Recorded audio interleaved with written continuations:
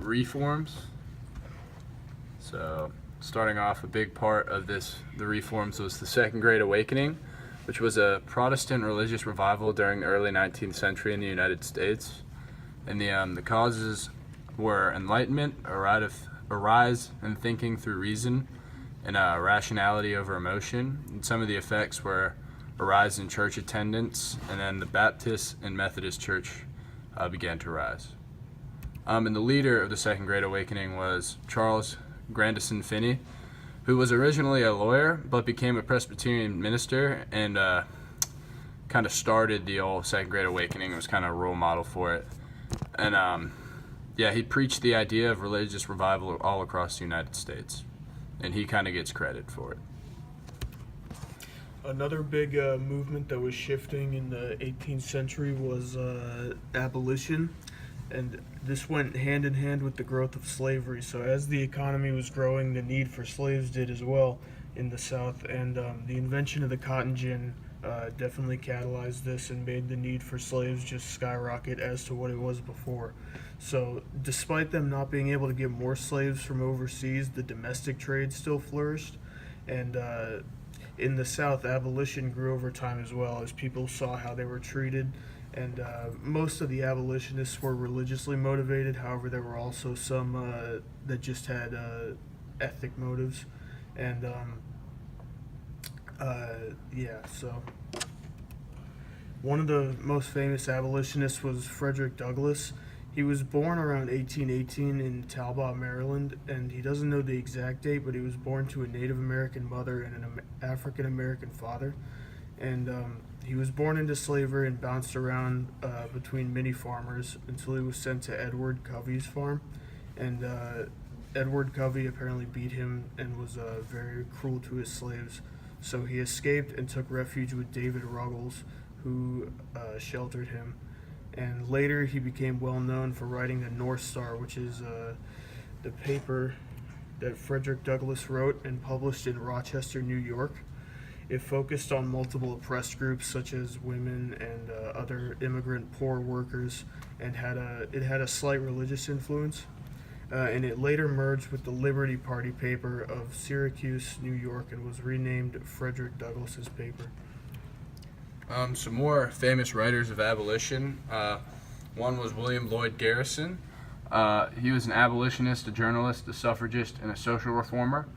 And he was most known for writing the abolitionist paper, The Liberator. And then another one was Henry David Thoreau, who is an essayist, poet, philosopher, abolitionist, naturalist, and a tax resistor.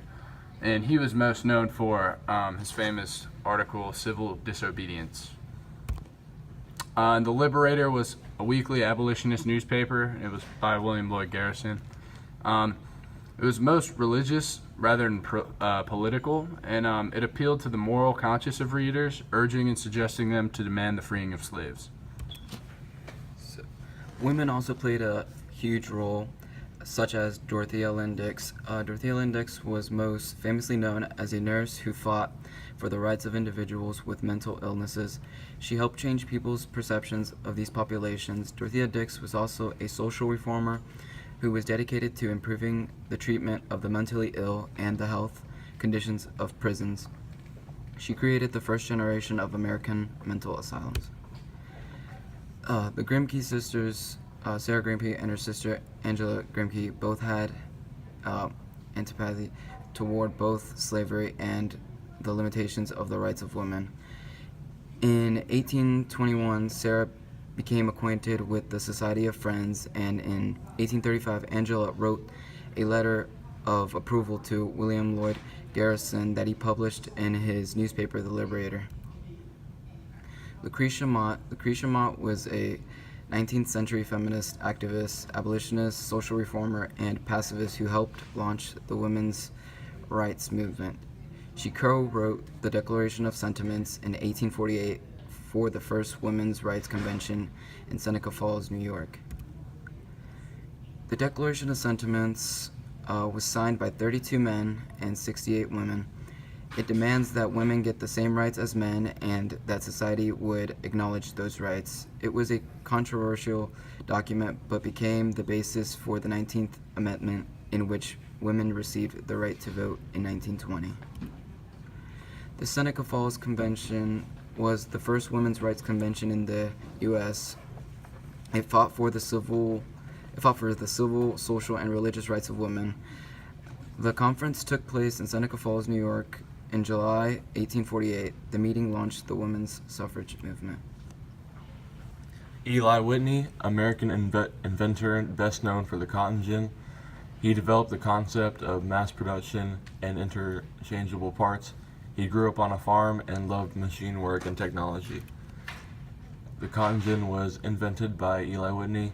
It helped remove seeds and husks from cotton fiber. It resulted in greater availability and cheaper cloth, though increased the number of slaves to pick cotton. Effects of the cotton gin: the pros are it reduced the labor of removing seeds and it became extremely profitable.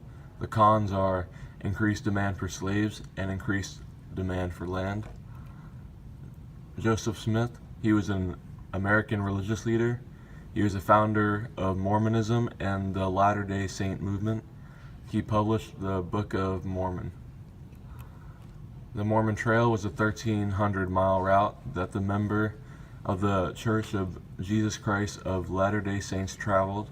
After Joseph Smith was murdered, the church members realized that their settlement was becoming increasingly untenable. It starts in Nuevo, Illinois, and ends in Salt Lake City, Utah. And their citations.